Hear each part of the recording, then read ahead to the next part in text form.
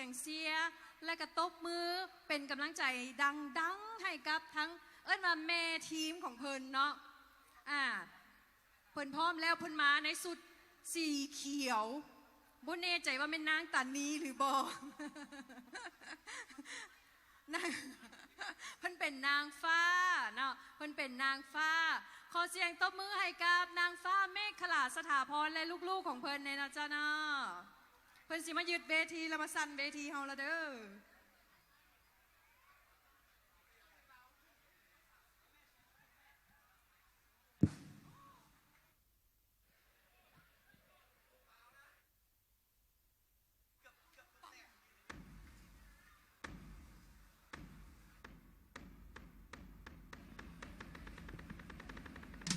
ขอเสียงตบมือให้น้องๆเขาเนี่ย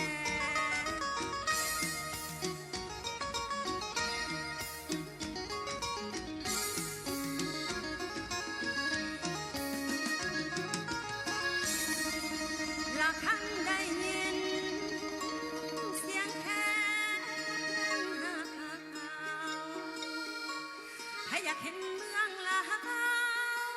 เมฆขลาพาเที่ยวธรรมศาสตร์สีเขียวมีภูผาป่าไม้ทั้งสายน้ำที่สูงเย็นน้องสีพาล้อเล่นให้สดชื่นมาโนในสอนท่านมาไว้ถ้าสิไป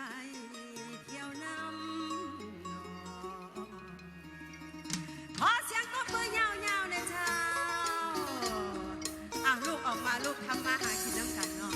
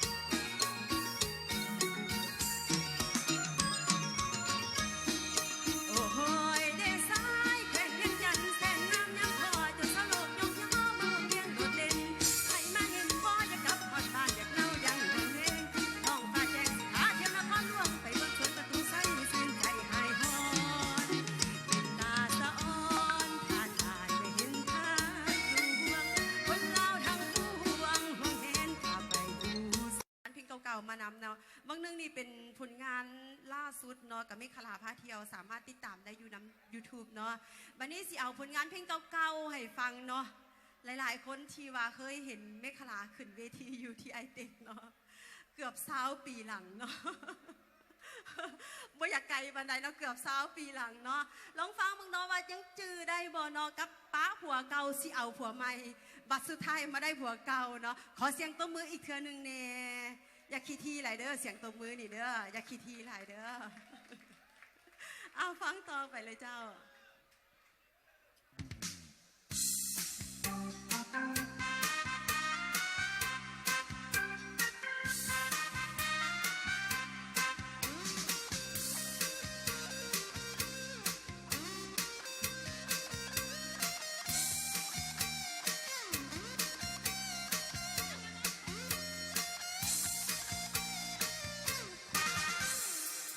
ผัวเก่าก็ว่าสิเอาผัวใหม่บัดเอาผัวใหม่ยังมาได้ผัวเก่านี่น้องวาสนาของเฮาป้าผัวเก่าก็ว่าสิเอา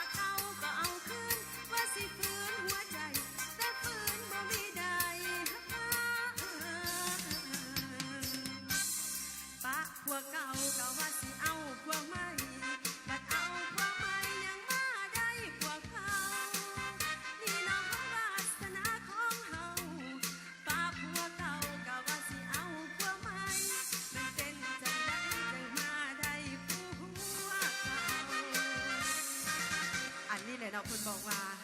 หากมาแต่แผ่นแนนมาแต่ฟ้าเกาะกันมาคือตานางเนาะ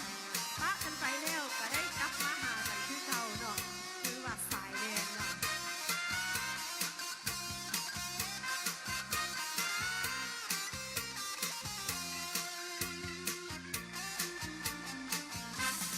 ปะผัวเก่าเก่าว่าสิเอาผัวใหม่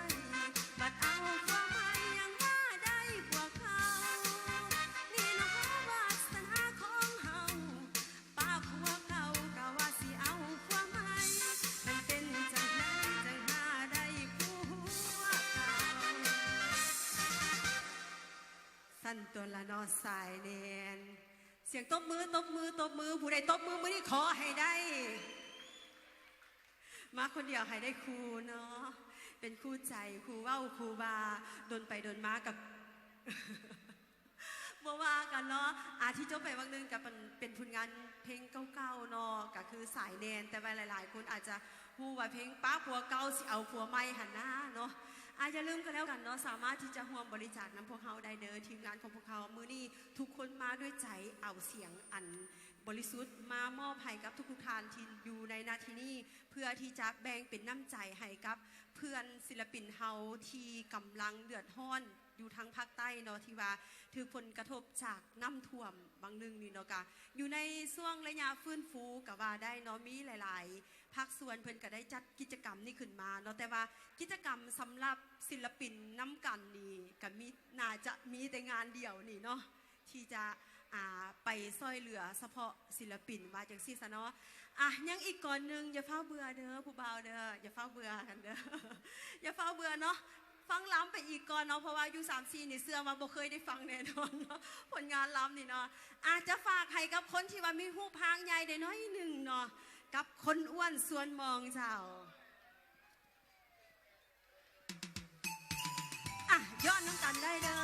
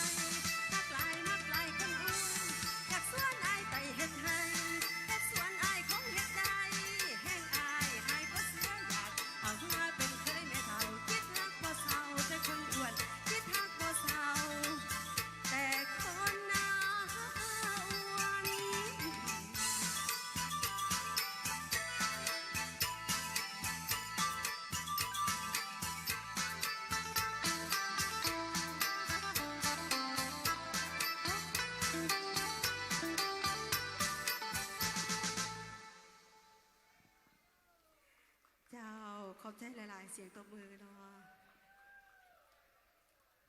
ขอฝากไว้กันแล้วกันเนาะถ้าว่าผู้ใดที่ว่าต้องการอยากจะร่วมเนาะแบ่งน้ำจิตน้ำใจไปให้กับเพื่อนศิลปินที่กำลัง